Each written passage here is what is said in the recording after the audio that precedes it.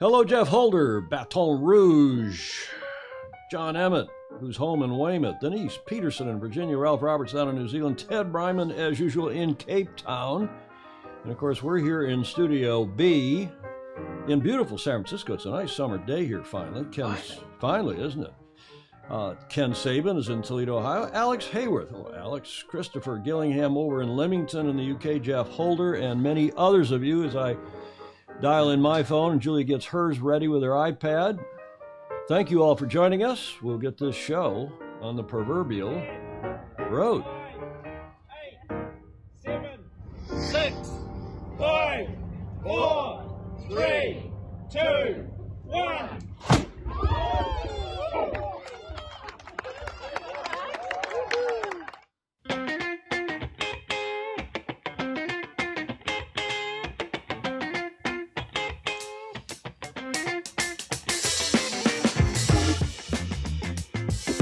Hi, everybody. Welcome to show number 444.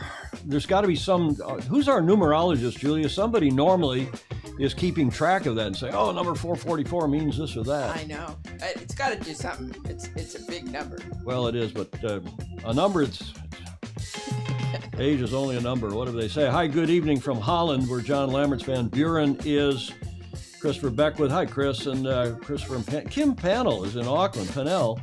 And many, many others. We've got a terrific show today with T. Hutch. I recorded that interview yesterday afternoon with Terry.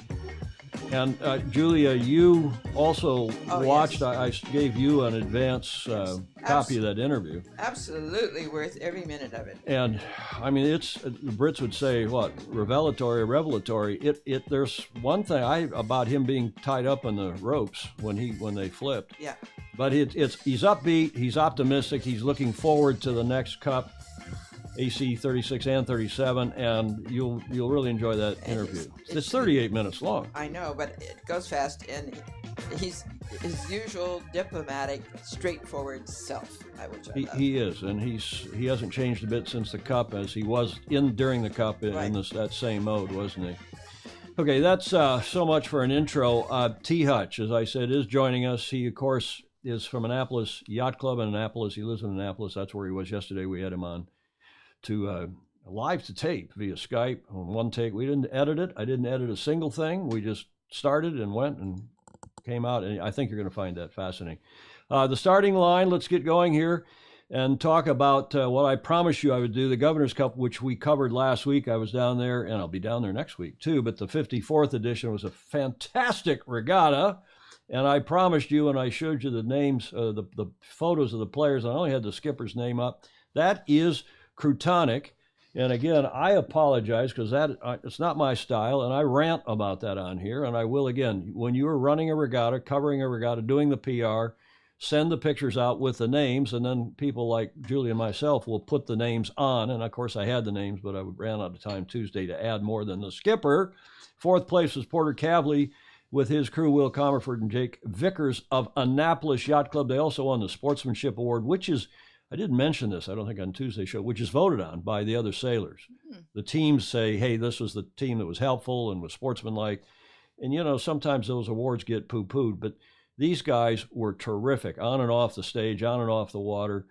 Porter Cavley and co. from Annapolis Yacht Club. And then this was the Newport Harbor Yacht Club crew, Morgan Pinckney on the far right, the helm, the skipper, with Jack Flores, Will Glasson, and the only woman in the regatta, Marbella Marlowe. And when we do the Worlds next week, the Youth Match Racing World Championship, which we're hosting again at Balboa Yacht Club, there will be all the crews will have 4 sailors, and all will have a woman. So Marbella, Bravo Zulu to you. They were third, and he's only again. Morgan Pinckney's only 16 years old, and he's already won the Bemis, which is the national double-handed championship here in the U.S. He's also won a few other. The guy's marvelous, as is his entire team. These guys will be sailing in the Worlds next week. Emil Kjær from the Royal Danish Yacht Club with Mads Potter Vitska and Bastian Bach Sorensen, Beisch, I think maybe, Sorensen from Denmark. Terrific kids, very bright, quiet, respectful, but man, are they tigers on the water. I don't know who's blonder, if Emil is or Morgan Pinckney, but they are both in the running. Yeah. And then, of course, another blonde there in the middle, the esteemed Max Brennan, who is middleman for Jeffrey Peterson on the right, the helm, and Scott Mays, who handled the foredeck. Scott, Max, and Jeffrey also from Balboa Yacht Club, representing Balboa Yacht Club. And they won, and terrific crew. They will also be sailing in the Worlds next week. And you say, why are there two regattas? I'll explain that at the end of the show. Julia, you're a witness. Yes. Good time to like, follow, and share. Indeed. Look right at your camera when you say that, and go right at them and say, wave, shake your finger at the Fozy. Don't forget to do that. Put those buttons on right now, the blue thumbs up button and the hearts, and don't cross Julia. She'll get cross with you and then with me. Oh, then. It's like that old song, Lola gets what Whatever Lola wants. Lola gets. It's only in this case, it's whatever Julia wants, Julia gets. The supervising producer, my co-host, and of course, dear friend. Support us on Patreon. Please help us out. Give us $5 or $10 a month. Patreon.com/join/sailing illustrated. As many of you do, we appreciate that very much indeed. Let's do a quick look in on the Olympics. That they have now, of course, as you know, wrapped up. The medal races for the 470 were on Tuesday night. And here's a world sailing video wrap up. I know Jeff Waller and some others of you are not wild about these videos. I'm just glad they're doing something, anything. Day 11 highlights in Tokyo. I've also been asked to voice these. Some of you are watching, or listening, but not watching. 470 men and women medal races concluded the Tokyo 2020 Olympic sailing competition. Yacht clubs around the world were full of eager fans. Yeah, these videos are a little croutonic, but I like it. Great Britain's Hannah Mills became the most successful female Olympic sailor of all time, winning gold with Eyolid. We're going to tell you about them. The celebrations were delayed after a protest came and went. It was a lame protest. I'll tell you about my experience chairing a panel at the Olympics when the 470 women got after each other. At Cardiff Bay Yacht Club, Mills fan club could celebrate. She's won 3 golds. And at Hailing Island Sailing Club, McIntyre's father, Eyolid McIntyre, who's also an Olympic 88 gold medalist, he was, of course, happy, and as were the Aussies. Belcher and Ryan had all but secured the 470 men's the day before. They sealed by winning the medal race. Started on Port Tack the fleet. Dahlberg and Bergstrom from Sweden were second in the 470 men, and Zammer and Rodriguez from Spain completed the podium. I can still read, Julia, barely. Well, I think they're doing very well. I'm not to defend. I don't have to defend world sailing, but they can't use the footage that NBC as the unilateral in this country, or that the host broadcast, so-called OBS, Olympic Broadcast Service, provides, and they can't use it. So they have to use stills with who's the Ken Burns effect, and then those videos that got produced back and sent to World Sailing. So what can you say? By the way, I've had copyright, not strikes, but here on Facebook, and also because SailGP is trying to enforce me using the SailGP 1-minute wrap-up videos and others. They're just, they're claiming the rights to these wrap-up videos. So I'm going to stop covering SailGP. If they don't come to their senses and let me and other people like us use, I'm not trying to broadcast their show. I'm not using their 30-minute race read. But it torqued me off when I noticed that yesterday. Yeah. Who can we talk to? Russell, but Russell's too big. I'll talk to Russell. You talk to Russell. What Julia gets, wants Julia gets. Yeah, why in the world are you doing that? So that was the women's 470. Here's the men's 470 video from World Sailing about Matt and Will. In their last 470 race together, they say they added Tokyo 2020 gold to their Rio silver and Belcher's London 2020. So he's had gold, silver, gold. Listen. And you go from a totally different change in mindset. All week we're trying to deliver the best performance, and all we didn't want it to do today was, stuff it up. And I think when we started the race on port, we knew that we put ourselves in a good position, and just, I guess, halfway up the beat, we looked at each other and thought, hey, let's just go and really put the hammer down and deliver a really best performance. And just had some really good waves, and a few things went our way, and just really summarised this week for us, for Will and I, and super proud to come away with the win. Belcher and Ryan have been a dominant force in the 470 men, but refused to get carried away before the pregame. It's a hard one. I think every team up here's had a big challenge the last 18 months for varying reasons, and with the restrictions. And for us, we found it really difficult just to be sort of locked out, not being able to compete. And a large part of a year's training was solo, which added its own complication. And I guess coming here, we knew that the teams that are up here, they're the best teams in the world. We knew it was going to be a really big battle, and we had a really good rhythm when we started this week. And I think just having that a little bit of Olympic experience and starting off well and just building momentum, and I was really, really amazed we were able to really carry that through. But I can tell you that the races were super close. We're talking about meters, and certainly things really fell into our laps this week.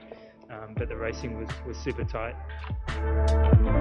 Their Tokyo 2020 victory has now put their Rio 16 silver medal as a distant memory. On top of that, on the dice, finishing second 5 years ago, and we looked at each other, and I saw a photo of Will's reaction. And the Australian 470 team has had a lot of success over the games, and we were really brought up into that culture.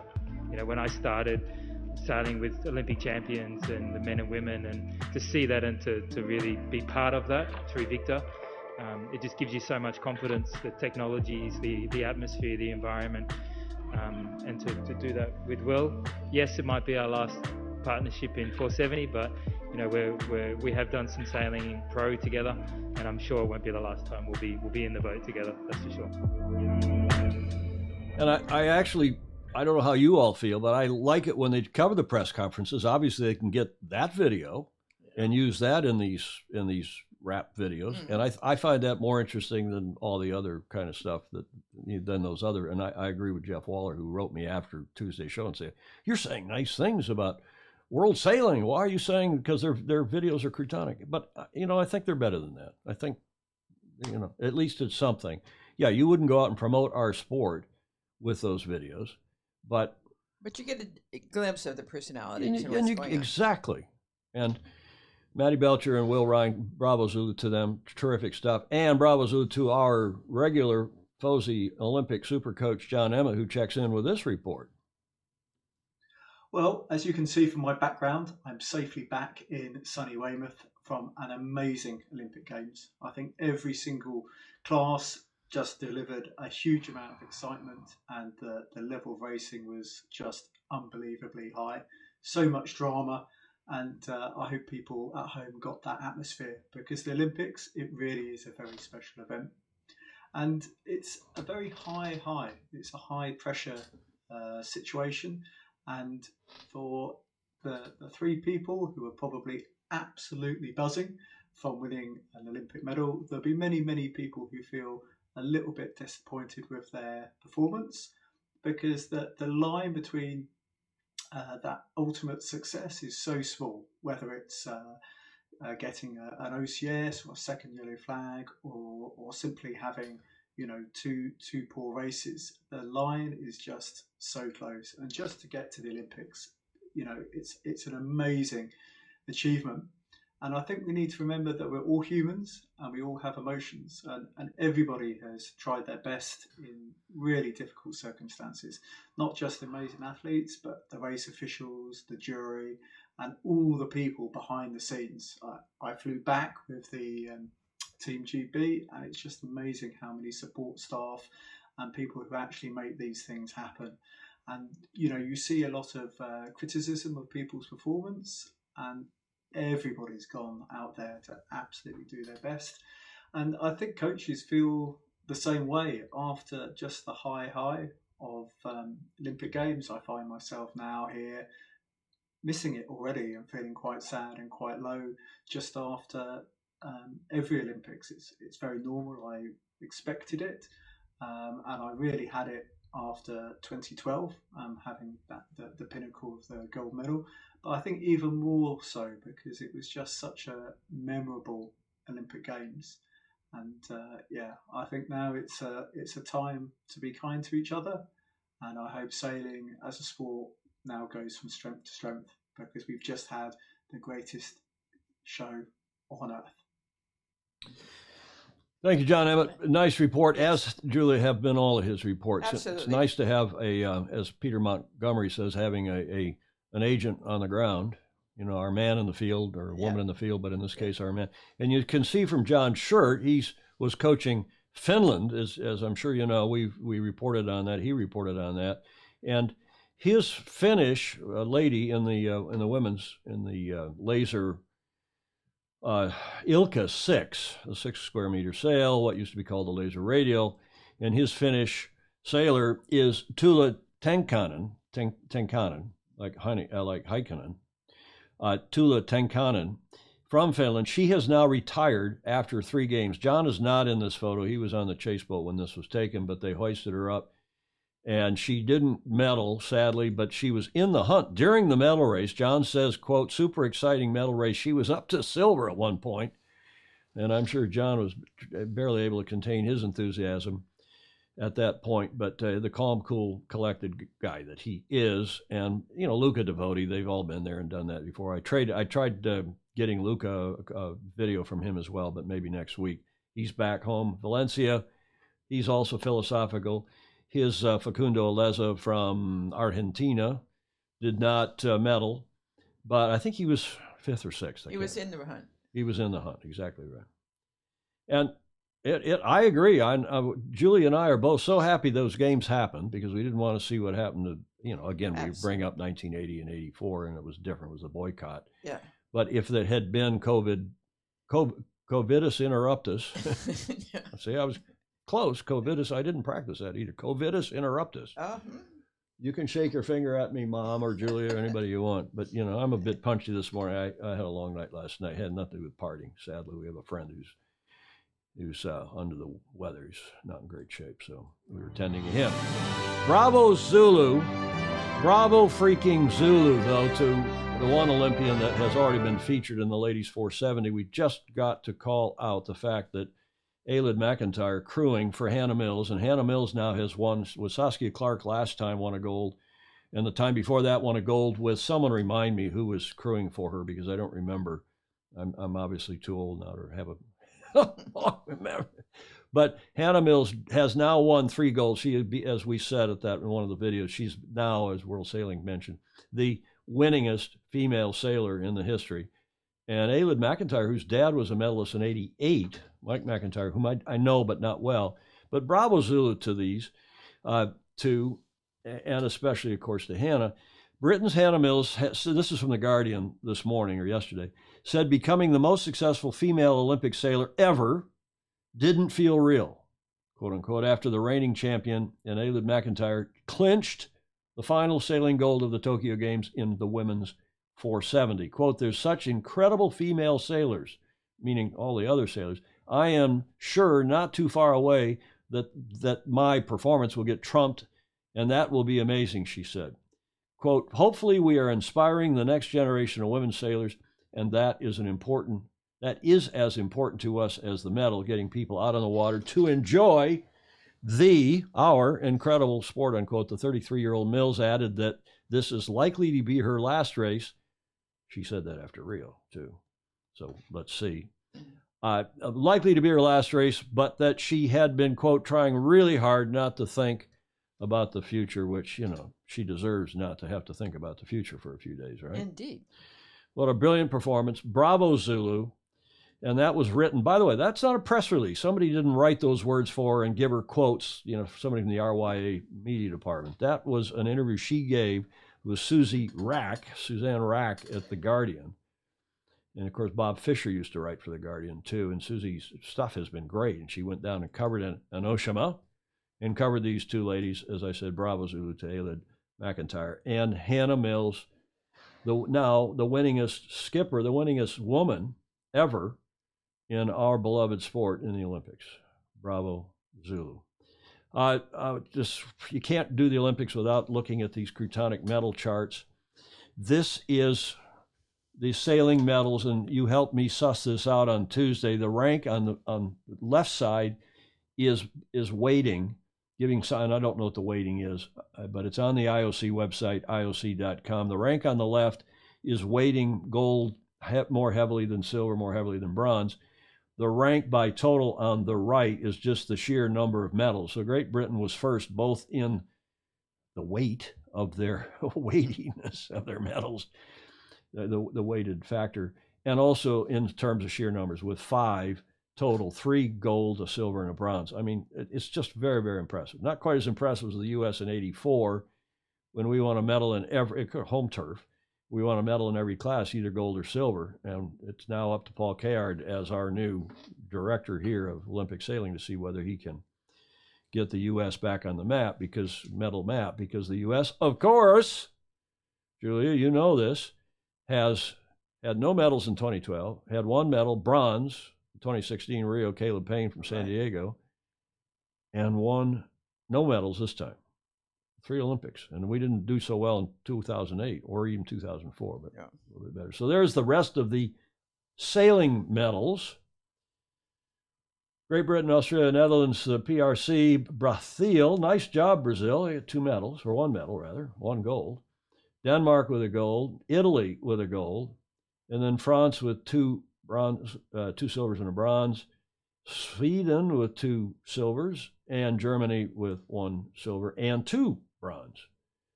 And you see that Germany's right up there. There's a 3-way or 4-way tie for second in terms of number of medals over there on the right. So yeah, they were sailing very well in a few of those. Do you follow Germany just because your late husband was from Germany? Of course.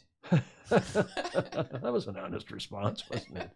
But I mean, it's fun. And over the years, we've known a lot of those things. I don't. Well, they stayed here. I mean, Jochen Schumann is arguably, right up there with Ben Ainsley and a couple others, and the Scheidt, Robert Scheidt, and so on. Right. Here are the medals overall, forgetting about sailing by country, in terms of, I'm going to look at the rank because I do like weighting the medals, even though the U.S. has by far the most number of medals, 98 to China's 79. I don't find that, personally, I don't find that all that impressive.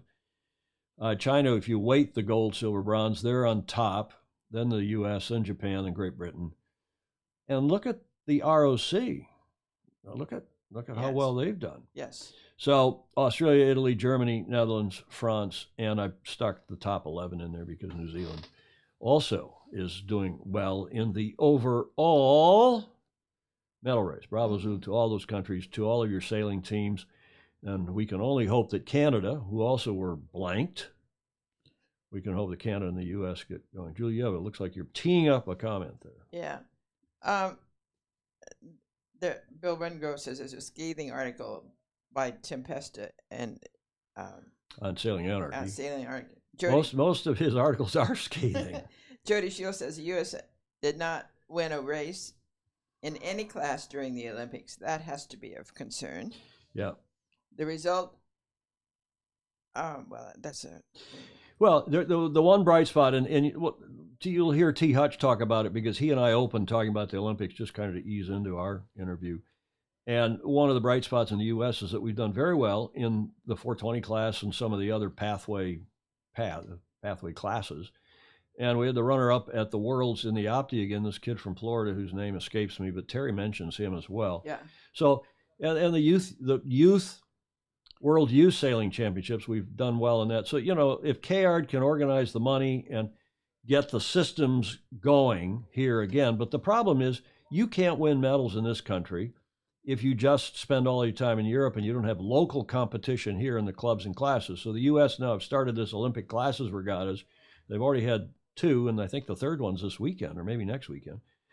San Diego, Long Beach, now up here in San Francisco, and they're going to go up and down the East Coast and the South Coast, I think the Gulf Coast as well, with these Olympic classes regattas. Try to build interest, try to go back to where we were when I was running USYRU, where and Sam Merrick was our brilliant Olympic chief, and we had, as I've said, you'd go to the 470 Nationals, and Bob and Mary Johnstone of J-boat fame would be there sailing in the 470 class. Didn't have a snowball's chance in hell of medaling, of winning the Nationals or the North Americans, but they were there, and it provided a lot of bulk in those fleets around the country and in those classes, and other kids would sail and grow up. And we got to have that. Some other comments here.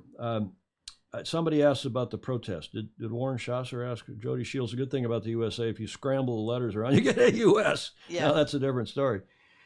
Well, Warren Schasser says, does anyone know how the protest went down between GBR and France? Okay, so what that was I don't remember the details of the protest, but I've heard from various people who were there. And it was by all accounts, again, I wasn't there, I didn't see it, but by all accounts, it was a Hail Mary cheap shot protest, try to get your opposition disqualified in a post-race protest. And if that could happen, it would have pulled them out. That was Hannah Mills and Aylid. And it would have pulled them out and put the French up. Now, this happens in our sport, sadly, not too often, but it does happen. And I can tell you from personal experience, in 1992, I was the U.S. member of the Olympic jury in 92 and 96. I don't ever talk about it because, a lot of people go and do jury work. And I was very proud of that and happy. I was at the top of the IJ, International Judge and Umpire lists in those days. And I chaired a panel at the Olympics. And they assign to your, you have a big jury of, call it 15 with some backup people, 3 panels of 5, I don't know how many people, umpires and so on. And my panel heard the Star class protests and the 470 class protests. And because we had the late, great Zvi Zablot from Israel and a few other smart, hard-charging people on my panel, we then would hear all the other protests that where other panels were dragging on and on and on. The sailors don't want to sit there all night. And so to us, after the last race, there were not medal races in those days, this is 92, came a protest by a certain Ukrainian lady 470 sailor against the American 470 sailor. And in those days, they didn't shuffle the panels around depending upon what country you heard protests. And if your sailor was wrong, you disqualified your fellow country. You didn't care who. So it was J.J. Fetter was protested in a port starboard going up the last windward leg, I can't remember, by a Ukrainian sailor, who I won't name. I can see her as I look into the camera right now at all of you. I can remember exactly what she looked like because she came into the jury room, I kid you not, in a bikini top. Mm-hmm.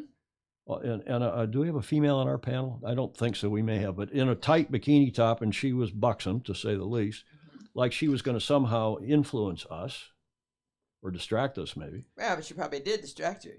But not only to this extent. I said, excuse me. Here's what happens is they get the reason my panel did the 470s the stars, because in the 4 years leading up to it, my group was not 100% cohesive. I mean, we didn't all do it together, but I chaired the jury at the Star Worlds and at the 470 Worlds, or was on the panel at least. So you get to know the sailors, you get to know the class, you get to know the boats and so on. And we were on the water and saw this port starboard thing. When the starboard tacker ducked and put up the flag and shouted and screamed, it was not even close to being a port starboard problem. And the protest, even her coach came up, not before, but afterwards said, you guys were right. That was a terrible protest. I apologize on behalf of my sailor and my country. And, that was decent. That's what John Emmett would have done. That's what Luca Devoti would have done, except they would have talked the sailor out of filing the protest in the first place. So it does happen. Sadly, I can tell you from personal experience. And that's what happened at Warren Schasser. That's what happened in that protest. It was dismissed. That was it. And the rest, as we say, is proverbial history. What else, Julia? Is all that medal count for sailing pretty much says that all U.S. sailing performance report is unsatisfactory. Yeah, we should dwell on that for just a sec before we get to the T. Hutch interview. Paul Card, then last night, posted on the U.S. Sailing website a long report, a long kind of update. He was there. He had taken over our U.S. sailing effort, and a year ago, 6 months ago, maybe only 6 months ago. So this was not this was not his his effort, but he kind of took over, raised a little bit of more money because the U.S. sailing is very short, and especially the sailing team, helped guide the effort over there. And by all accounts, including from Emmett and Devotee, they both said the U.S. effort looked professional, looked clean, looked well organized, and that's probably thanks to Paul. But of course, not only, as you said, they didn't medal, they didn't win a race. They only had 1, 2, maybe 3 people in medal races. And hopefully Kayard, who was you heard, let me not steal the thunder from Terry and myself when we talked about it in a minute. So yeah, James Bland is right. J. Frederick Bland, I like that. Yes. What else?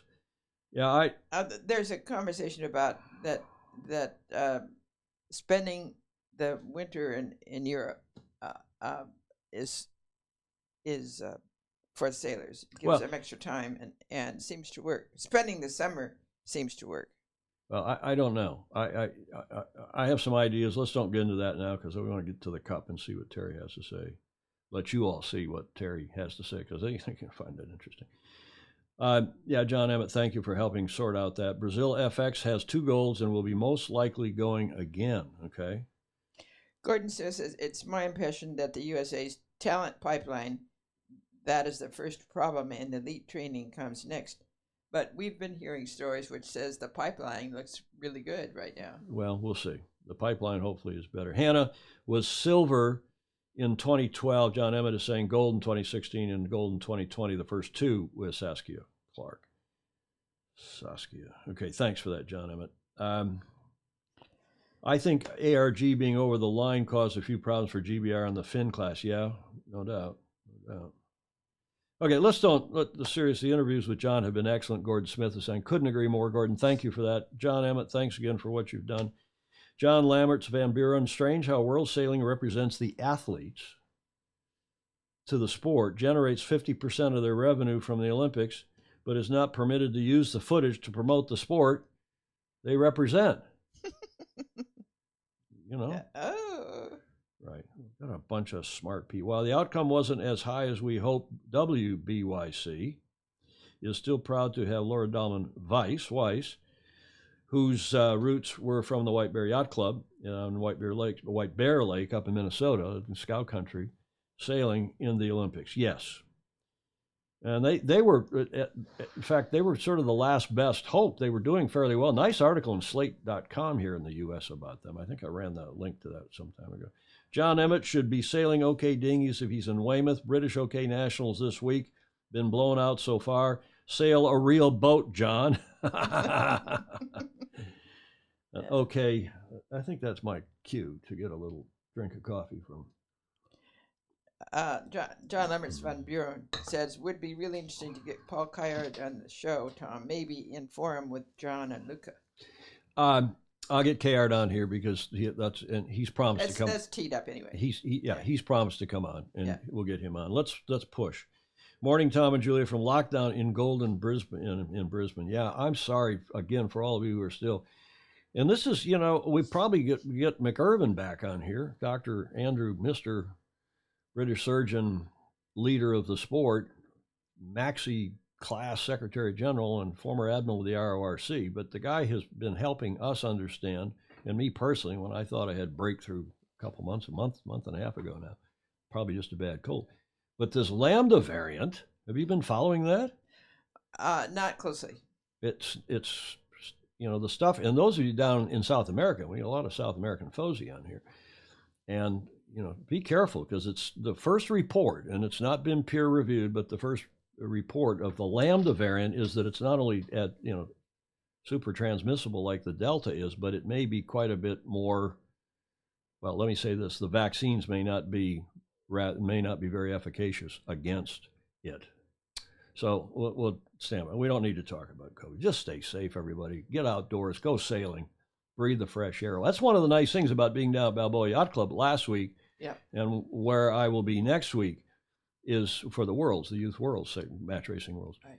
We're outdoors the whole time, from morning under a tent, through the briefing, through the live shows, to the press conference, dinner outside because it's beautiful. It's typical SoCal warm, dry weather. Yeah. 75, 21, 22, 23 degrees Celsius. Fantastic, beautiful weather. And why are you living in cold country? Well, we didn't. Did I say this on the show the other day? What? In July, we didn't have a single day where the high was above 70 degrees. What's 70 in Celsius? 21? It was in the 50s and 60s here every day. Yes. Climate change. Global heat, global warming, except the cold as hell here. But whatever. Let's carry on, because I do want you to hear this interview with Terry. It's 38 minutes long, and as Julia said, it seems like half that length. He was upbeat, he was relaxed, and I said we did this in one take. We didn't do any editing. He didn't ask me to edit anything, change anything, because he is just as he was all that time down in Auckland. He's just transparent and diplomatic and a smart, cool character. It was a delight to have him on for our AC37 Cup date. Terry Hutchinson, T. Hutch from Annapolis. T. Hutch, it's a long time. It has been a long time. How are you doing? Great, thank you. And you're back home in Annapolis, and you've had some time to decompress and watch the Olympics and watch your fellow Annapolitan on NBC. The poor guy late at night in a sound studio by himself. That was Yep. No, it's been good. It's been really fun to watch all of the Olympics. I think what I get out of it really from a competitive perspective is the amount of commitment that the Olympians all showed, the effect of COVID on the games. And, when you look at some of the sports and some of the athletes that maybe would have been towards the end of their cycle, the positive and the negative impact on their performances. I am massively impressed with really the discipline and the execution of the U.S. team. Exceptionally proud to watch all of it, really, and the manner that they conduct themselves and that they carry themselves, because I think it's a hard time. It's a different competition, and having friends on the U.S. Olympic sailing team, you can be more proud with their grit and determination. And I know none of them are going to be happy with their results. I think some of them probably expected more and were a bit hard done by. And I think, as I've learned certainly the hard way in the last 9 months, sometimes sport is just that. It's just sport, and what they do from here will be the difference maker for their next Olympic Games. Well, what do you think of the prospects? I mean, we won no medals in 2012, one in 2016, and then none this time around. Do you think our mutual friend, with whom we did a cup campaign together in 2000, I guess, you think the great Chiardini is going to be able to pull this back together? Well, I'm not there, so it's really hard to say. But the feedback that you get is that the U.S. Olympic team is very well organized. They're very professional. There are a lot of first-time Olympians in that regatta, and Paul is an experienced programmer. He's obviously very successful on the race course. He's smart. All the ingredients are there for a natural progression towards success. But even when you look at the success, I guess I feel like the success for the U.S. team is already being developed. You look at the great success of the 420 team, which is probably 8 years away from getting into something like this. You look at the success of Gil Hackle at the Opti Worlds, who's probably 14 or 18 years away from something like this. But there's some great sailors out there that are coming up, and I can't help but think that Paul will apply a tighter structure, and he'll help evolve what's already a great baseline of talent. Well, and I think, too, you and I, as I said, we've been through a campaign. I've been through several with him. Have you been through with him through more than one campaign other than the two? America One and our time together at Artemis. Oh, that's right. So, as you know, he's a leader of men and women, and he works harder than anybody else. And he's a great horse of a guy, and he needs a Buddha. He needs the late great Bob Billingham to hold things together while he's out raising money and then coaching and then hiring whatever else he's got to do. That's the other good news. I think Paul can raise money, and that's obviously a big part of what will help drive the success. But let's hope that happens. And I think you're right. The youth scene here in the U.S. is it's bright, and it maybe we'll have a good go going ahead. Yeah, and it's again, I'm sympathetic to.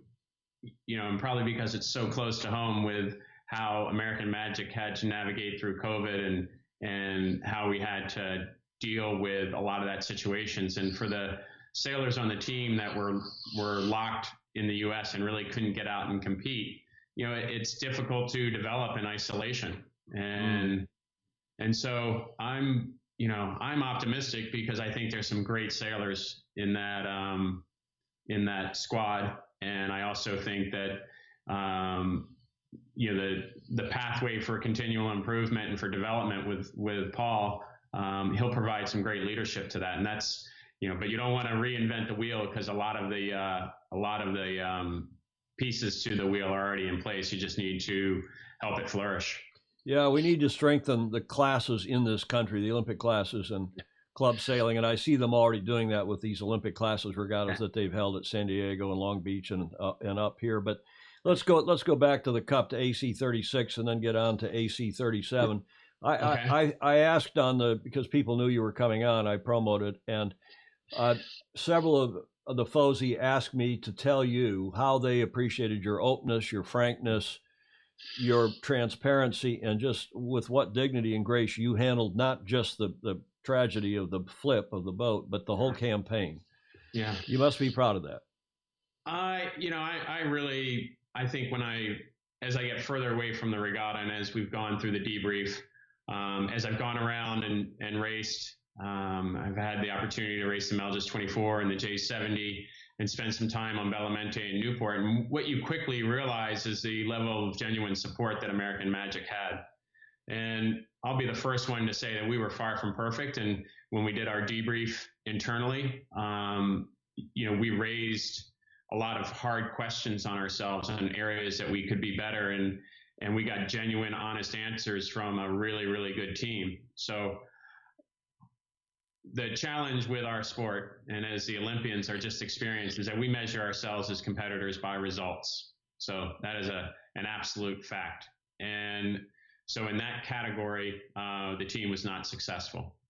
But we also set out a couple of different objectives, which was to build a stronger U.S. sailing team, which, sitting here today, I know under some of the new rules that will come out, the lion's share of our sailing team is going to be sailors from the last program. And then, we have to look at obviously the Olympians that are coming out of the games right now and see if there's any opportunity there, because there's some great sailors there. And then secondly, was our connection to places and sailing entities like Iris in Newport, where we had 8 boat builders come out of the Iris program and build our boats. And these are young. What used to be called the International Yacht Restoration School, and shortened it to Iris now in Newport. Yeah, but that's a really exciting thing, and that's that was one of the underlying goals of the team, and it's important to keep developing that and to keep developing those skills. Our relationships with Oak Cliff and Don Riley and with Sail Newport and the educational programs that Brad Reed's running out of those facilities. I mean, these are really meaningful sailing foundations that are helping promote the sport of sailing. And so, again, it wasn't perfect, but a lot of those relationships I'm really proud of in how we've developed them. As far as the team, I think we measured ourselves over a 12-day window, and it would have been really, really easy to shut the tent door and never take Patriot back out sailing again. And so whenever anybody questions the team or questions the culture of the team or the integrity of the people inside the team, I think we answered that question in spades in a 12-day window when we got the boat basically rebuilt, and then we got her back out on the water. The other interesting thing that was again, was really rewarding to see was the response that we got from our competitors. And you and I have both experienced this competition, and we also know how genuinely cutthroat it is, because it has to be for what's invested. And every competitor in the viaduct responded to American Magic. And I think if they didn't respect us and they didn't have appreciation for what we were dealing with, but more importantly, if they didn't respect us as competitors, they wouldn't have reacted in the manner that they did. And that's a testament to every person that wore the American Magic shirt. So it's brutal to have, more often than not, I always felt like we were doing things pretty smart. We executed well. We did things on a reasonably good timeline. We didn't miss deadlines.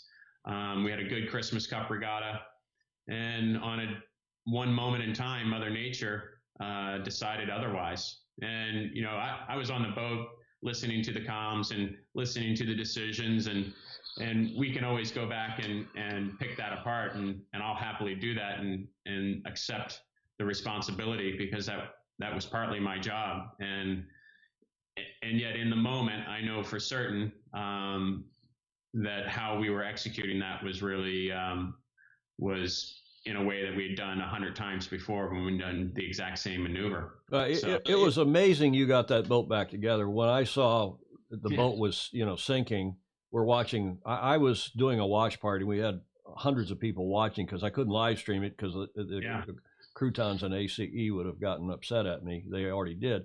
But we're live streaming. We're doing a Zoom watch party, private group, and people came on, and it was astonishing, obviously, to everybody.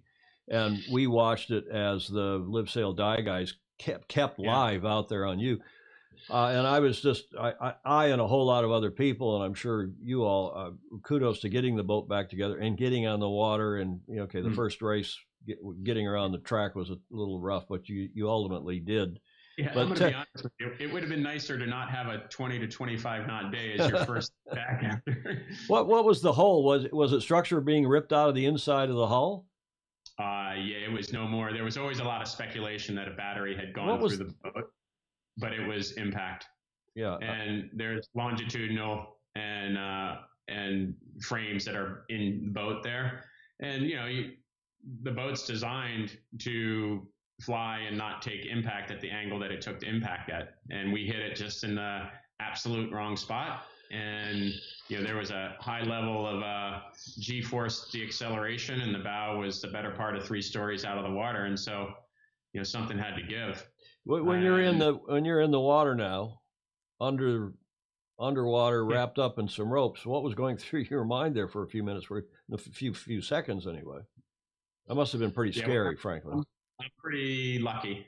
I'm really lucky. Sicho and Cooper recognized that I was in a really compromised spot and that I was pinned underwater. And even though I had my air with me, it was a full harangue because I was, we'd practice all these things, but in the moment, when the boat capsized, and because we had the hole there on the port side, straight away, everybody in that cockpit got pulled down. And it's something that even now is pretty raw, because I was sucked underwater and quickly started to panic and quickly started to take water in when I was trying to get air. And so, but fortunately I had some great teammates. And, so it's Cooper Dressler, you said, and who else? Yeah, Cooper and Sicho, who was our trimmer. As I was, as clear as day, I'm about 4 inches under the water and I can see the surface, but I'm basically taking in water because I had panicked. Did you take your air? I panicked. Jeez. So, yeah. It must have been. I've only had one such moment in the Cup, and it was when Dennis's boat almost sank in, what was that, 95, and somehow, I'm on the chase boat as the rules advisor, and we got everybody on the boat. We had a bucket brigade, and I'm down below in foulies and boots that haven't been taped, and the water's rising. It looks like, and I'm thinking, geez, I got a kid that's not even 3 years old yet, and my wife, and You those thoughts must have been going through your mind too. Only in the aftermath. But as I said, I'm fortunate to be here today. Fortunate to have the great support of those team members that were their knives were a little sharper than mine, and they were able to get me out, and we floated out underneath the mainsail, and away we went. Did they literally have to cut you out? Yeah, I'd gotten one side, but the other side, the side that was holding me underwater was the side that I couldn't get. Yikes. And so, yeah, it was, it's one of those things that we practiced that. We would, basically every month or so, we would put ourselves through the ringers doing some of these things, but nothing, I'll be better prepared if the opportunity ever faces itself again in the future. But at the same time, nothing prepares you, I don't think, for exactly that. Oh my goodness! Well, we knew that it was problematic, but you'd played it down and quite rightly in the face of the whole big picture and doing it. And you, I must say, we all marveled at how well you handled that press conference. I guess it was the next day, the stuff at night at the base. But let's don't dwell on that. Let's talk about the future. You put together a terrific team, a lot of people, a lot of money, and now we've learned here, much to my utter astonishment. I don't know what our club, this New York Yacht Club, is thinking, that they would give up the assets, the experience, and all the all the IP and so on that has accrued to American Magic. But you have American Magic, you and your owners, backers, and I assume that's happened, Doug. And whether or not Mr. Penske goes forward or not, we don't have to speculate on that. But you're out shopping for another club now?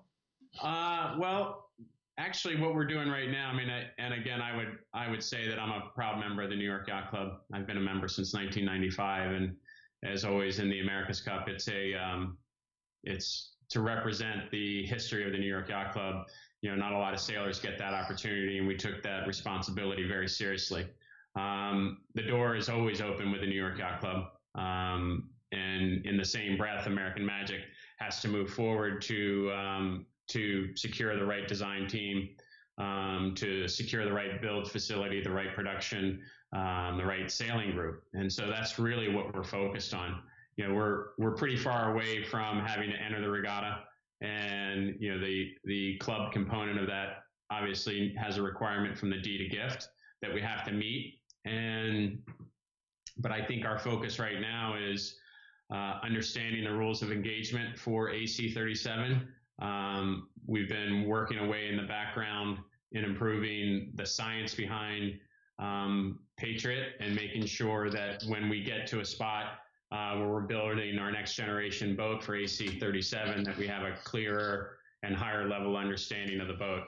But that component, that doesn't just happen. That is a learned process. When we started AC-36, we used the mule as really our development. And in my mind, as we go forward into AC-37, the virtual boat that we develop and the science around that virtual boat needs to go to a higher level. It's easy to sit here and say we need to have machine learning, we need to have AI implemented into the development of our boat. And yet, 4 years ago, we weren't in a position to do any of that because we had absolutely zero data on an AC-75. Well, now we have a lot of data on the AC-75. We have a lot of data on the comparison of Patriot, which is a very good boat, against the fleet. And we have an opportunity to evolve, which is really, really exciting, because I think that's where the gain rate comes from. Recognizing that the Defender, who you can give nothing but high compliments to, the Defender has been working on their development of their virtual boats for the better part of 13 years. And to think that we were going to be able to match that side of the development in our first cycle would be, you're not going to be in that right spot. Well, speaking of that, is anyone ever going to beat the Defender when they get such a head start on the rule? Is the rule going to change much this time around? Do you have any idea? And how does anyone stay even with, let alone get ahead of the defender when they're writing the rule and then promulgating it, and you know that they're already designing their next boats. Yeah. Well, I look at it and I think, this is a hard game to win for a reason. And we have a great relationship. American Magic has a great relationship with the defender. And to their credit, they're keeping us in the comms loop on developments. We have an open line of communication with their design coordinator and Ben and the challenger of record. So I understand what you're saying, but I also look at when Team New Zealand won in 2017, they were on the verge of closing their doors in 2014 or 2015. And they came back and they won the regatta. Hell, even closer to 20. Even in early 2017, they were in trouble. Yeah. And so is the regatta winnable? Absolutely. It's absolutely winnable. And, is it winnable in this next cycle? Absolutely, it's winnable in this next cycle. But what we have to do is we have to be smart. We have to learn from our mistakes. We have to make sure that we take from our debriefs the hard facts and the hard looks of improving American Magic when we take it forward, because that's, really in any team that I've ever competed, you're only as good as your last race. And so if you can look at it that way and you can capture those points and you can keep the team evolving with that mindset, then you're going to be heavily focused on the process, on making sure that when you put a boat on the water and the team on the water, that it's as prepared as it possibly can be. How do you keep the core of your American Magic team together? I know you've lost a couple designers, I guess just one anyway, to Sail GP. Who was that? It's a really good question. And, I think at the end of AC 36, we were all probably sitting there in shock at what just happened, because I know we all felt we were in a strong spot in the competition. And we made a conscious decision to pump the brakes, to allow AC 37 to evolve and develop, and then start the process of building a design team up from there. And in the back of our minds, we have to be mindful of what the actual end goal of the team outside of winning the America's Cup is. We have to continue to re-engage U.S. designers and U.S. manufacturers, and take the necessary steps to not only build a strong America's Cup winning team, but help develop the rest of the sport in our country. So that's not an easy task, and it doesn't just happen overnight. And I think as we progress forward and we start getting the pieces to the puzzle in place, you'll see a strong team that evolves out of our country and evolves into AC 37 and looks further into AC 38 and 39. Well, let's talk about 37 now, the next edition of the Cup. We know who the defender is. We know who the challenger of record is. This is now the Royal Yacht Squadron Racing. They've changed their name. They've changed their corporate structure, but it's Sir Ben and Sir Jim Ratcliffe. Yeah. And what does one hear? What are you hearing about the date and the venue? We know we'll hear that they say, the Kiwis say they'll let us know by the 17th of September what the venue is, but the protocol won't be forthcoming apparently until November. Yeah. What are you hearing? That's very consistent. As I said, we have an open dialogue with the defender and with the challenger of record, and they're consistent to those timelines. I track the news as best I possibly can in all the venues that they've shortlisted, and I probably intentionally I stand clear a little bit of putting too much pressure on the defender to answer these questions in stone, because it's just they're working through it. Well, and they can't. I mean, as Grant has said, and I've been in that part of the game a lot over the last, I hate to admit how long it's been, but 40 plus years. And you don't know where, you're doing these deals, you got people bidding, and whether it's going to be in Cork or in the Solent or in Valencia or somewhere else. I don't think the Middle East is going to work, because even though there's a lot of money there, Abu Dhabi and so on, I don't see how under the deed they're going to run it in the summer in those countries. They'd have to amend the deed, and I don't think that's going to happen, because the deed, as you know, says between April and October, it's got in the northern hemisphere, and in the southern hemisphere, it's okay. It's November to March or April. So I don't see, other than those three, are you hearing any other venues? That is Cork, Ireland, the Solent, and Valencia? Yeah, that's consistent to what I read. And again, I don't press Stoltz too hard because he's got a lot going on, and I think everybody would love to see it in Auckland, and yet I'm completely respectful of the fact that he has the challenge of defending the regatta, and he knows what it's take now that he's won it twice, and he's been pretty close a couple times. So you have to recognize that what they're trying to do is not easy either.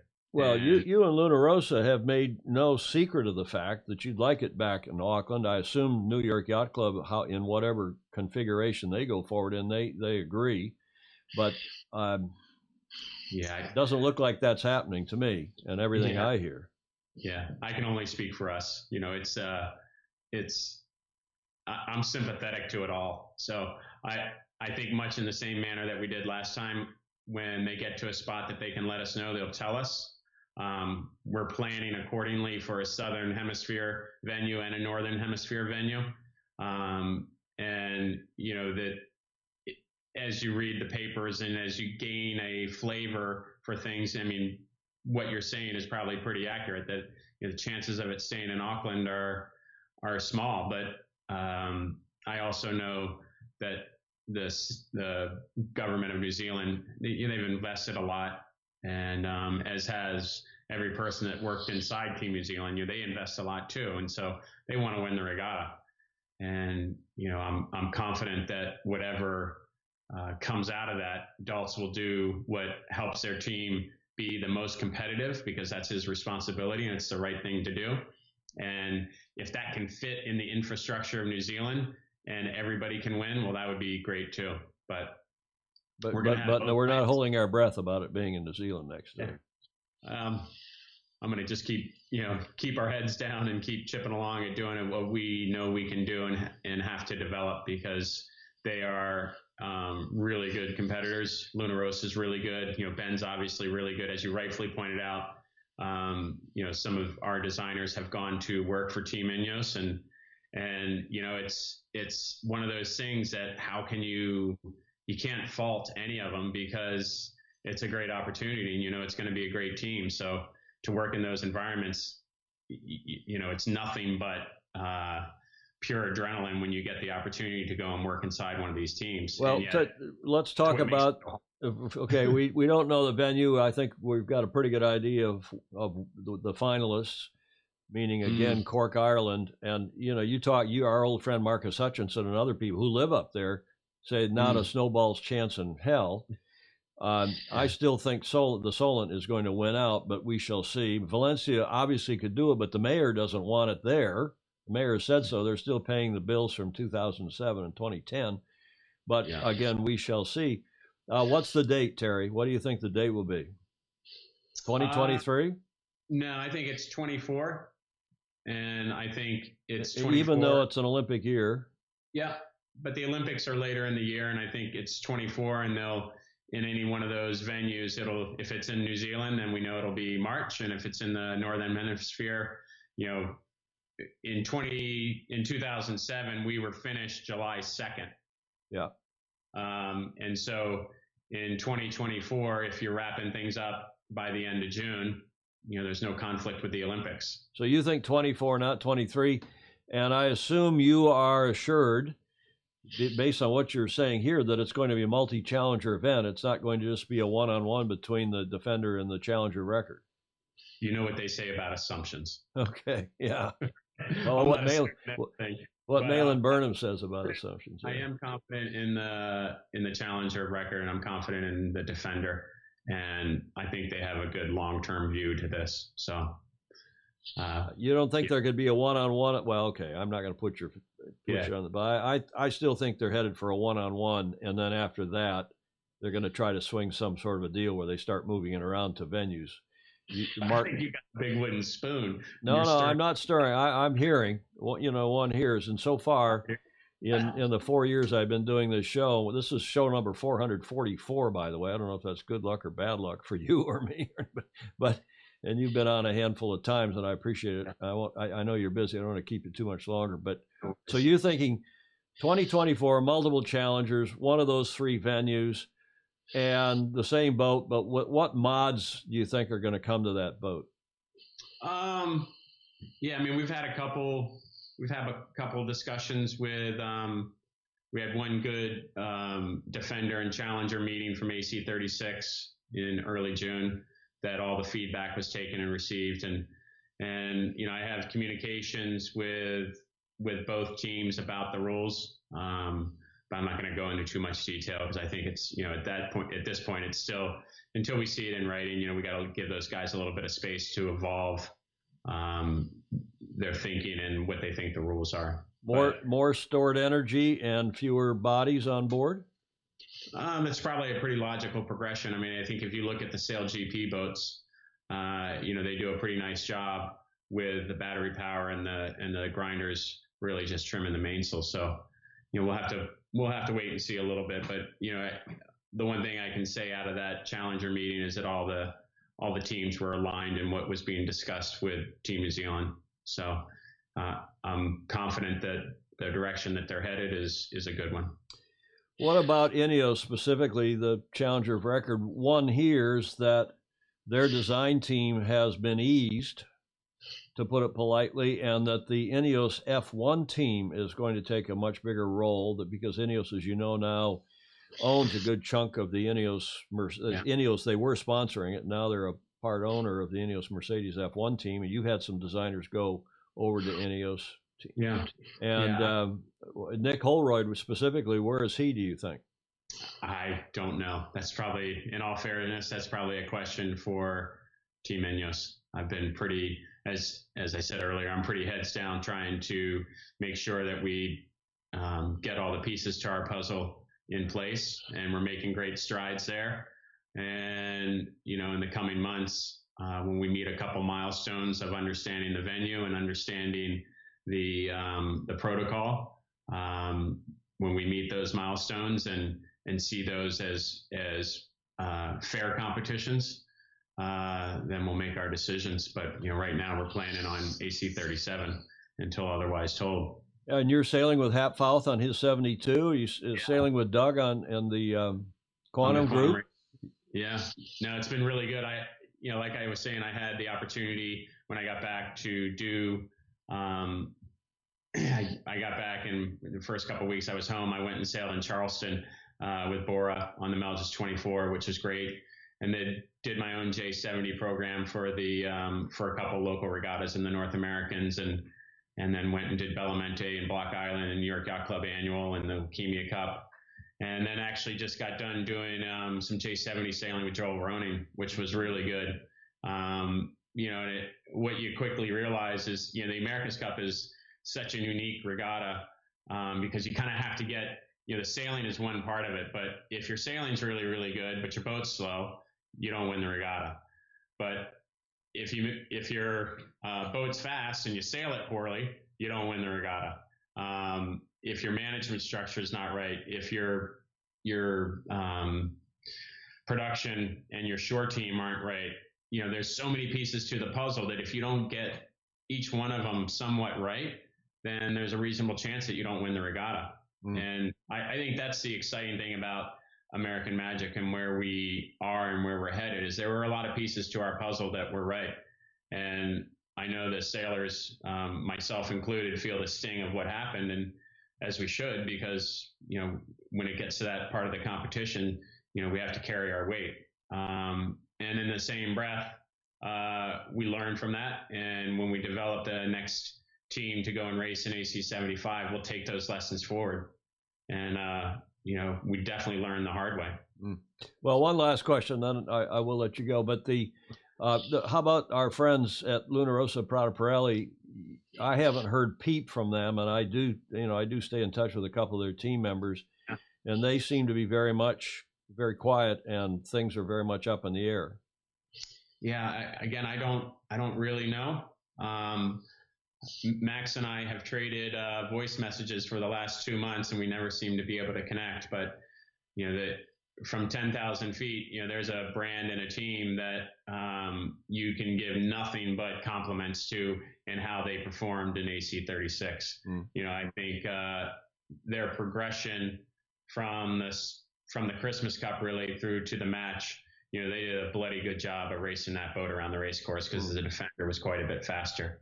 And having in 2007 when we lost to Alinghi, again, I looked at that regatta and think the faster boat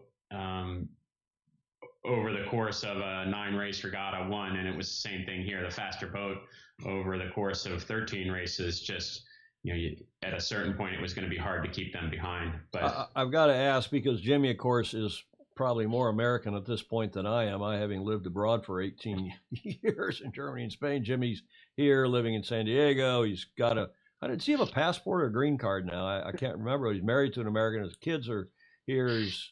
He's obviously on the market again. Yeah.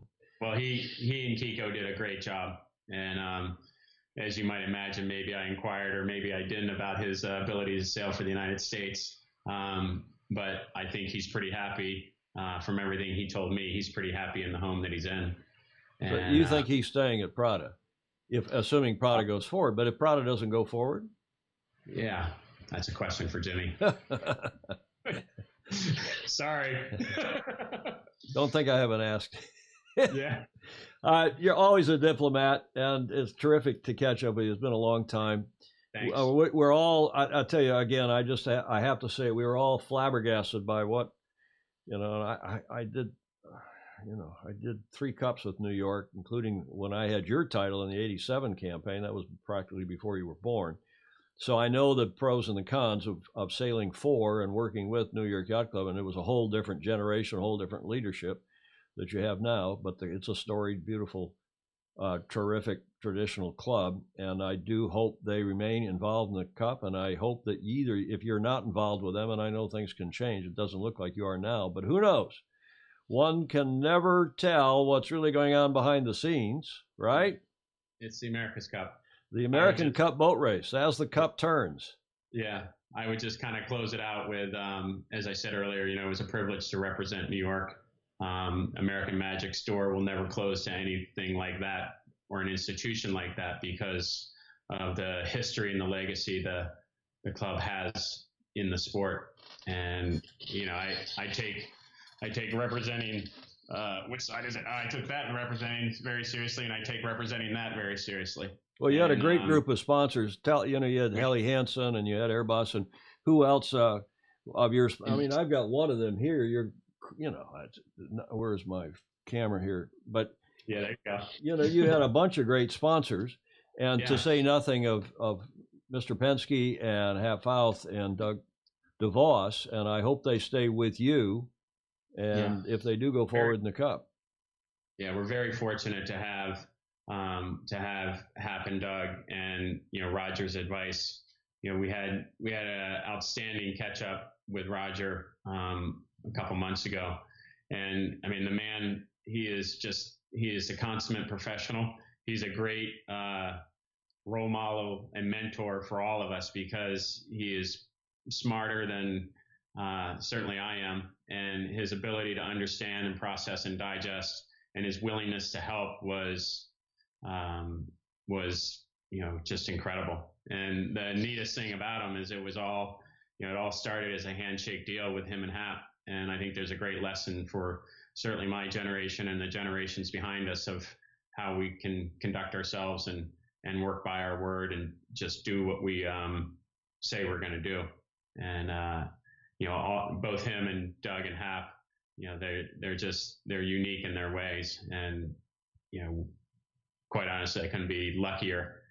Regardless of what goes on going forward with American Magic and how we manage AC37 and beyond, having their support is you can never be thankful enough. Terry, I'm thankful. Thank you very much for coming on. Best wishes. Thanks, have a great rest of your summer, and we'll talk soon. All right, take care. Ciao. Bye. So what'd you think of that? I think that was a great interview. Huh? I think that was a great interview. Yeah, and he is a diplomat, but this requires parsing. It requires Gladwell, and of course he's still at the Olympics. Maybe he's on this back in New Zealand now. But I see Hamish Ross says, "I look at all the hearts and thumbs." Thank you, everybody. Yeah. And Terry, as you know, is a long time friend. We've done several campaigns together, and yada yada. And I've chaired the jury when he was winning the 40 worlds and the this and the that back in the day. So.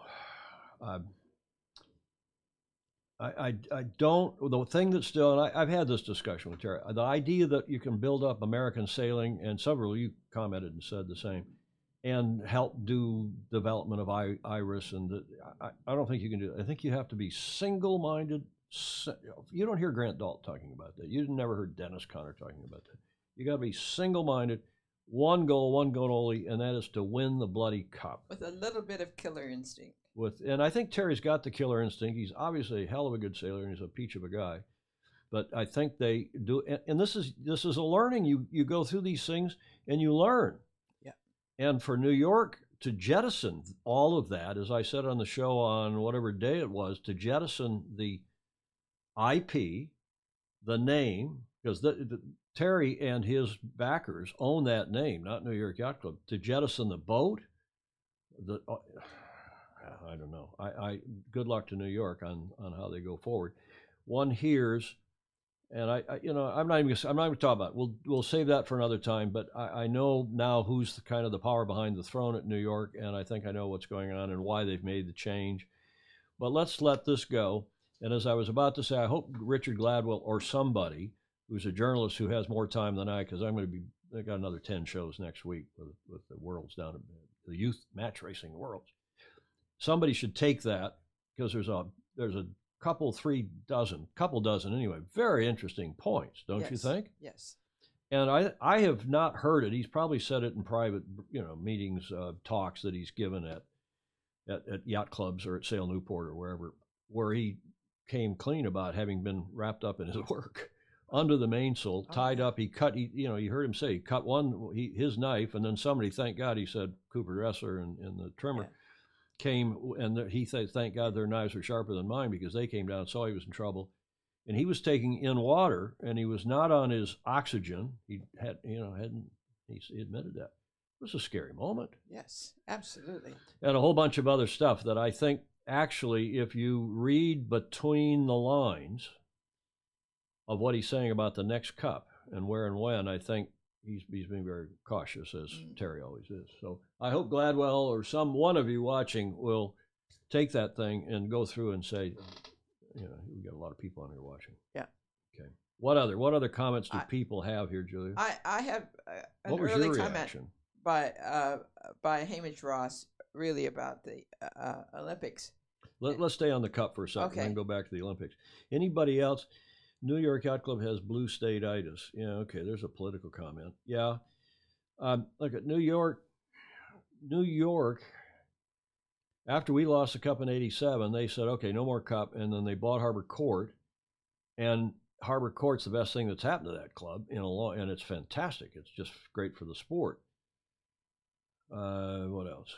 Amazing interview, brought back great memories, J.D. Abercrombie saying. Yeah, thank you, J.D. They need to get the best people in the world for the best team in the world. Yep.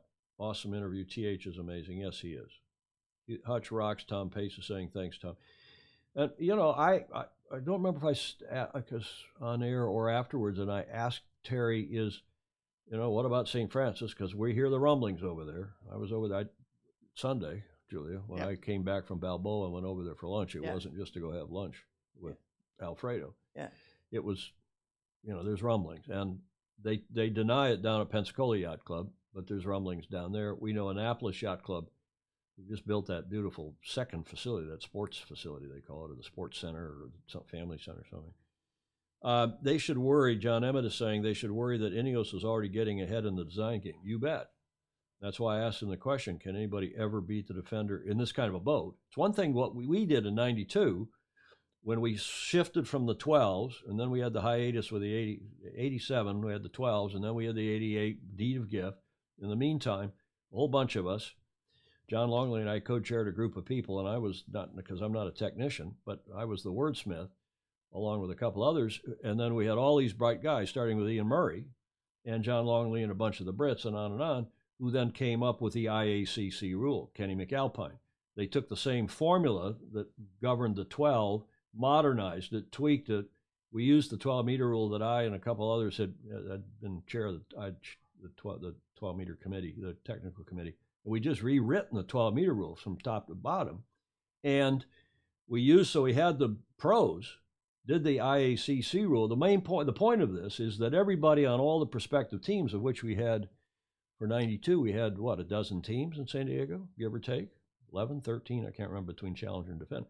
Everybody had an oar in that pond. Everybody had, a stake in that new class rule. Everybody knew exactly what it was as it was evolving, draft by draft, iteration by iteration. Not so now.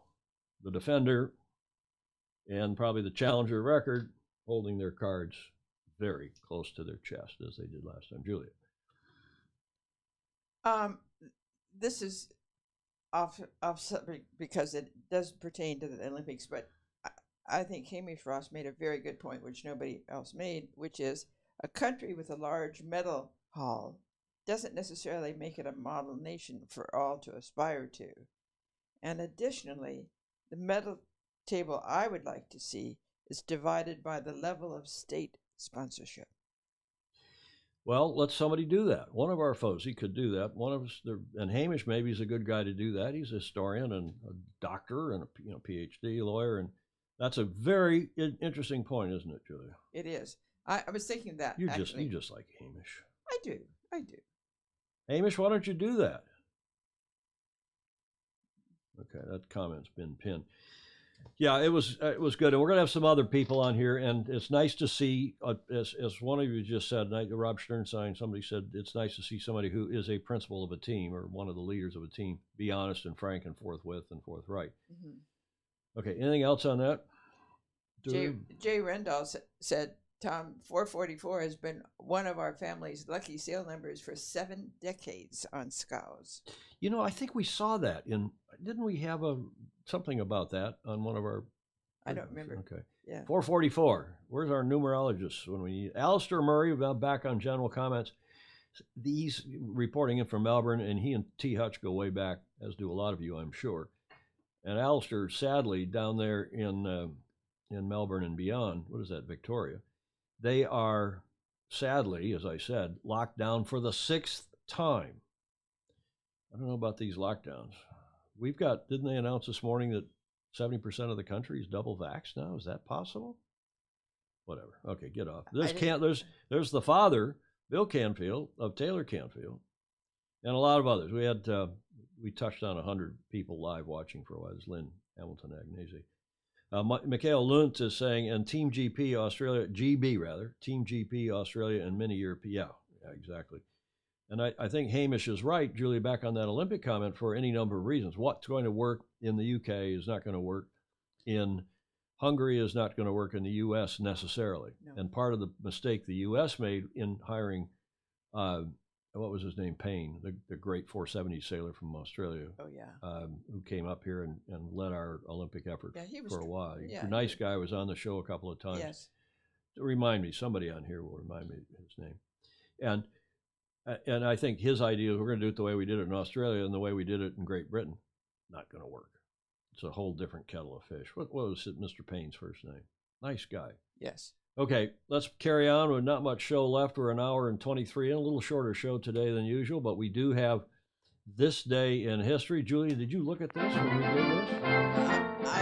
Did you look at this, Julia? I saw the picture, but I didn't get the thing. Okay. What happened this day in history? 1991. You should all know it's recent. Clark Chapin is right now Googling what happened in 1991 on 6 August. This is 6th of August, isn't it? Yeah. Muskegon Yacht Club. Paul Erickson's up in Muskegon. He gets around. He does. From here to Florida to tell me where, and he's now up in Muskegon. Paige Sangmeister says. Yeah. Sangmeister is a good resource too, isn't he? Yeah. Malcolm Page. Not Payne, Malcolm Page. 1991 happened on this day in history. There is your one. Actually, I have a second clue for you today. I've got this gentleman's name. That is his face. Oh, he's a Brit. His name, and once you see his name, Julia, you will know. Tim Berners-Lee. Remember his name? No. He is the one who proposed the World Wide Web in a paper that was published today in 1991. So he is widely regarded, with a few others, as the inventor of the World Wide Web. Tim Berners-Lee implemented the first successful communication between a hypertext transfer protocol. You're wondering what HTTP:// means? Hypertext transfer protocol, client and server via the internet. He built the world's first website in 91, created a page titled World Wide Web, featured links to additional pages with information on himself, his team scientists, and the history of the project. It is these links which represented the web's real breakthrough. Well, the web's real breakthrough, once he did his thing, of course, was Google. Because I thought DARPA introduced all that. DARPA, I don't think they did this. I think DARPA had connected some computers between your great Stanford University and UCLA and a few others. That's how I first got on. That was an email system, though, more than anything. More than anything, it was email. So that's why he's famous. The website's leading landing page described the World Wide Web as a, quote, a wide area hypermedia information retrieval initiative aiming to give universal access to a large universe of documents. Today we know it as just the web or the interweb or the internet. Without that, not very many years later, we were doing live broadcasts from a little studio, a spare bedroom at the Beach Street Yacht Club, which has been converted into a studio. My daughter Meg used to, when she was working up here, this was her bedroom. She said, most people, they move out of the house and the dad turns the bedroom into a gym or a workout thing. You turn it into a television studio. Well, that was Julia's idea, right, Julia? Yes. Okay. This day in history, 1991. Alan Long, sorry I'm late. 84th Annual Falcon Cup Invitational, CYC to MA. I guess that's Cleveland Yachting Club to Menor Harbor Yachting Club. Tomorrow, hard to get some things in order. Julia, I don't know if you know the Thistle class, which is a 16 or 17-foot boat designed by Sandy Douglas, a big national class in this country, big open boat. It's a big international 14. Those of you who know the I-14, and it's long gone now, Sandy Douglas designed the Thistle, the Flying Scot, and the Highlander, not in that order. And the Thistle class, this is a great sign for sailing. You see what's going on in the UK, and John Emmett tells us, and Andrew Pindar, with whom I spoke this morning, texted this morning. Things are happening in a lot of your countries, we're pleased to say, and people are recognizing that you can go outdoors. You don't have to be masked. You can go outside and breathe and have fun and recreate. Sail. In a little boat. In particularly in little boats. And somebody else said on here, you need to learn to sail in little boats before you go sailing in big boats. And that's true. Most people are much better sailors who learn on small boats, except for you, Julia. Because I'm not a better sailor. You're a cruiser. You're a cruiser. I am. And a cocktail cruiser, but a keen sailor and racer chaser. Julia is the original racer chaser. She followed the St. Francis Yacht Club 6-meter teams. Yes. The America's Cup teams. Yes. Kayard in his Round the World race, Johnny Kostecki in his Round the World race. And it's great people like you and your late husband who supported those teams. And moved the boats around. And then helped move the boats around, your husband did. It's nice stuff. But the Thistle class, this 16-something foot boat in this country, has fully 96 boats at their North Americans, which are being held. Really? Did I see that at Cleveland Yachting Club, which is Rocky River? It's on the west side of Cleveland, Ohio, on the south shore of Lake Erie. Great stuff, 96 boats. I don't think it's a record, but it's nice to see those kind of numbers back up there, just as it's nice to see Jody Shields on again today. And there's been a lot of comment about this photo, which somebody ran, and then I ran on my Facebook page, and here it is.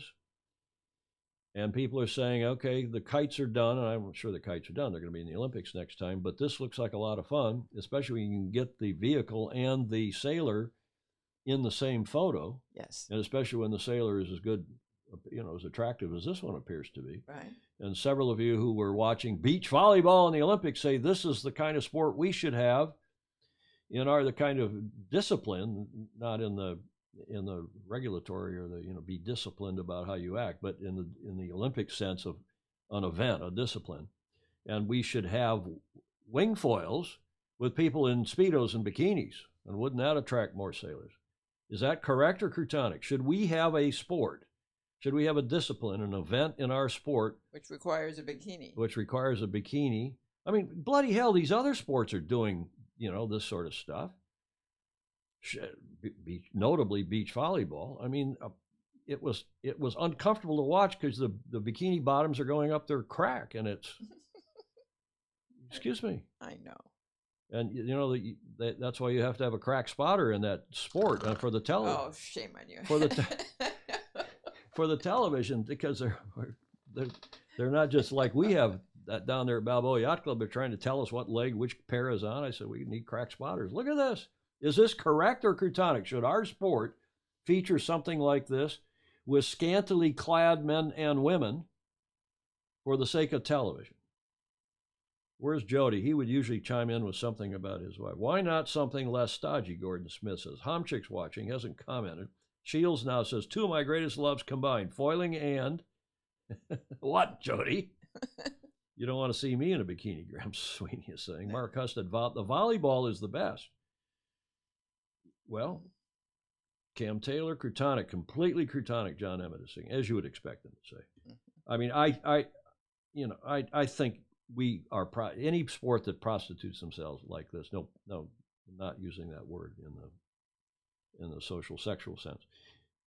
I agree with Emmett. I think what we saw, and Emmett, I think John's right. We just saw terrific those medal races we carried in the watch party. Those of you tuned in on Monday night this week. It was Monday night. The race is Tuesday. That was crackerjack racing, and it was reasonably easy to understand. Dennis Harvey and his co, as we said, I think did a great job. So yeah, what do you think? Crutonic? All Finn sailors look that good. It's in the rules. James Bland, J. Frederick Bland. Is Jody on board? He is, I hope, on board. William Haynes is saying, well, did you see the Norwegian beach handball female team was fined because they would not wear bikini bottom? What were they wearing? They put shorts on. Short shorts or long shorts or? Well, medium shorts. They have compression shorts, or were they just baggy shorts? They weren't baggy, but they were modest. Modest. I think Pink has offered to pay the fine. That's right. Didn't somebody offer to pay the fine of the Norwegian team? Well, we have to. Maybe we'll get some social commentary. We'll get Mikhail. Well, no, he's a journalist. We'll get him on from Norway. Julia's rolling her eyes at me, as deservedly so. Okay, enough of that. That didn't get much of a rise. No. Go on. I'm sorry. I was in the hospital, not me and not Julia, with a friend last night who's in tough shape, and with his wife, and most of the night, and I'm Crutonic, more Crutonic than usual. 2 submissions as usual. There's a line that I want to use about a certain rule. Jody Shields is saying. Whiskey Tango Foxtrot, you probably all think I've crossed that line and I'm Whiskey Tango. Look, why are you raising your eyebrows at me? Whiskey Tango Foxtrot for today. I had over 1,000 views, I think, of this video on my Facebook page. I called it Kitty Cat 1, Cobra 0. There's no sound with it, sadly. But this is the way I feel when I'm getting attacked by people who think that we are ranting about the wrong things. I'm just going to get up on all fours and arch my back and hiss and claw away at the cobras that come after us. Now, a great thing about our Fosies, we say what we mean what we say, and we really appreciate the education we get from all of you. Absolutely. Kiteboarding is a thriller with no tilla. A thriller with no tilla. That's good. Graham Sweeney is saying. They're riders. They're not even sailors. They're riders. I like kiting. I don't want Schwentner to get upset at it. I like that video. I mean, it's just, how cool is this? I don't know where this is. Tell me where this is. Where do they have cobras running around? Cat. You got to give that cat. Yeah. Probably has had to deal with the snake before, maybe that very snake, and knew how to deal with it. Which is why the snake is going the other way. Snake knew what to do. Here's the other one. This came from guess who? Oh. It's funny. You think that's bad? Is that in poor taste? Yes. Well, a little bit. That came from Ted. Ted Ryan. Down in the Republic of South Africa. Nice stuff. Be prepared. Be prepared. Okay, the finish line. We've got a couple nice features here, just briefly, but we do have a video, terrific video, on the Fastnet race, which starts on Sunday, this Sunday the 8th. The Rolex Fastnet race presented by the RORC, organized by the RORC.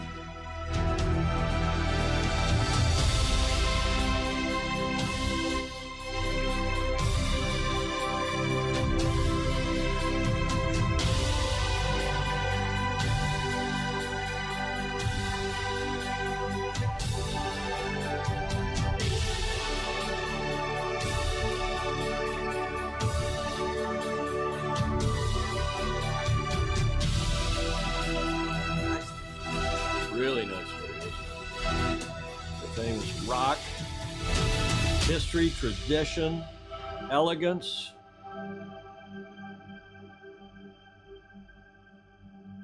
The Rolex Fastnet race this Sunday. We'll be tracking it. I'm sure a lot of you will as well. Magnus Wheatley wrote a terrific piece this morning. Oh, I didn't read on that his. this Yeah, I morning. read his blog post, and about how today was the last day of Cows Week, and either they have too much wind or not. I think they got blown out, one or the other.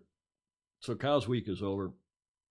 Recreational fun, parties, everything, and now the serious kind of pros have rocked up, jocked up, and they're ready to go racing. Practice tomorrow, crew dinners tonight, probably practice tomorrow, quiet night tomorrow night, and then the race starts on Sunday.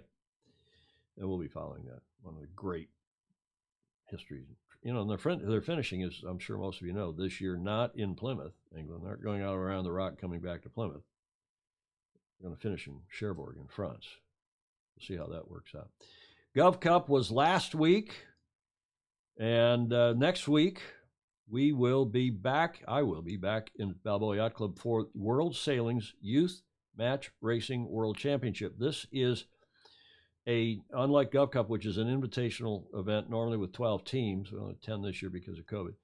But this is a World Sailing Regatta, which they struggle to find clubs and countries to host because it's not inexpensive.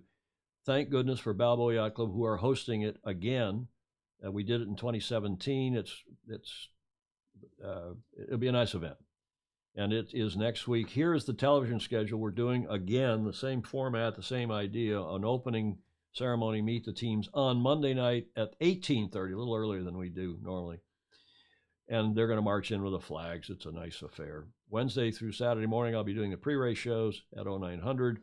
Friday, we go live, and Saturday, we go live at 11:30 for the racing, and then Friday evening press conference at 18:30, and Saturday evening after the racing, final press conference and medal ceremony, all on a different URL. See there where it says watch live and replays. This is on facebook.com/Balboa Yacht Club, not on the Gov Cup site because this is not the Gov Cup. And we may restream it, or we may co-stream it a couple other places. But that is the plan for next week. We will do a Tuesday show. We'll do our Tuesday show next week from Balboa Yacht Club. And we have James Pleasance coming on from the World Match Racing Tour. He was going to come on today, but then he dug up some great video. And then with Terry going on for 38 minutes, I thought it was more interesting to run that. But down at Balboa Yacht Club, there are 9 teams from 5 countries. You know these countries, Julia? It's a Socratic method. Yes. Who's that? Switzerland. Nope. Oh, no. Is it Denmark? Well done. That's Denmark. Who's that? Da-da-da-da-da-da-da-da-da. France. Oh, I was going to say. So we got Denmark, France, Mexico. Italia. Same Italia. colors as the Mexican, but different order. Italia's coming. The Swedish Sweden, are yeah. coming, or saying, in fact, Emil Kjær, Oh, yes. he's back. Yes. And He's he could win. wonderful. He might win. It could be a repeat of the competition between Emil and Jeffrey Peterson. Yes. So the Swedes are back, and of course the good old U.S. of A. Next week at the World Youth Match Racing Championship. And as I said, James Pleasance will be with us on Tuesday, one way or another. We'll either record something with James, but he's going to update us. Remember, the Bermuda Gold Cup has been called off. It's been postponed now to 2022. They did it last year in Bermuda at the height of COVID. But next year, It's now been pushed off, this year's regatta. And hopefully it's only in 5 weeks' time, we've got the Congressional Cup happening late this year in September. And so James is going to update us on all that. We've also got the Canada's Cup coming at the end of this month, which is another match racing event. And you know how we love yes, match racing. We do. Tuesday on our regular show. There will not be a Friday show next week because I'll be broadcasting commentary, doing commentary with Andy Rose live. Tuesday, the World Match Racing Tour's James Pleasance will be my guest down at Balboa Yacht Club. With that, Julia, you can do your thing about liking. Yes, liking, following, and sharing, and particularly because of the T Hutch thing, you will like to share that with others. Yeah, it was nice to see the 100 people on here where you could see people were texting and saying, yeah, let's see T Hutch on here. Like, follow, and share. Of course, we leave comments open even if you're watching in replay. And all the comments help, too. The more comments you leave, the better off it is for the algorithm. Support us on Patreon, and it's patreon.com. Sorry, say again? More interesting with the comments, too. Yeah. Gordon Smith, Switzerland. They're all looking at these flags. No, that was Denmark. Do you know which country is one of the few countries which has a square national flag, not a rectangular? Switzerland.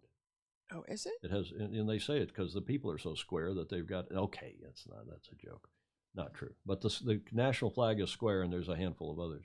One knows these things because one starts putting flags into 16:9 slides. And I know, right? Fitting which ones? 16:9. The wide. Patreon.com/join/Sailing Illustrated. We hope you will do that and support what is viewer. This is viewer supported media largely. We have a couple sponsors here and there. Julia, any final remarks? No, it was a good whole week of sailing.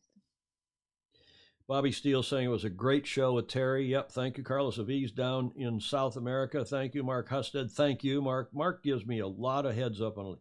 He's an Australian who's married to a Thai who lives in Göteborg, Gothenburg, and that's where Emil is from. He's from the Royal Gothenburg Yacht Club. Mm-hmm. Kieran Jameson, thank you to all of you. And Denise Peterson, Emil is from Denmark. Did I say Sweden? Thank you. He is from Denmark. Denmark, not from Sweden. But there is a Swedish team who will be sailing next week down there. Thank you, Denise. And, of course, Denise's son, Jeffrey, who's a contributor here and won the Gov Cup, will be down there competing again. And it will be interesting to see in this rematch between those two. Thank you, Julia. Much appreciated. Thank you. And we'll see you all Monday night down at not Gov Cup, the World Match Racing, and then we'll see you for our regular show on Tuesday. In the meantime, sail fast, sail safe, and have fun. Ciao. Bye.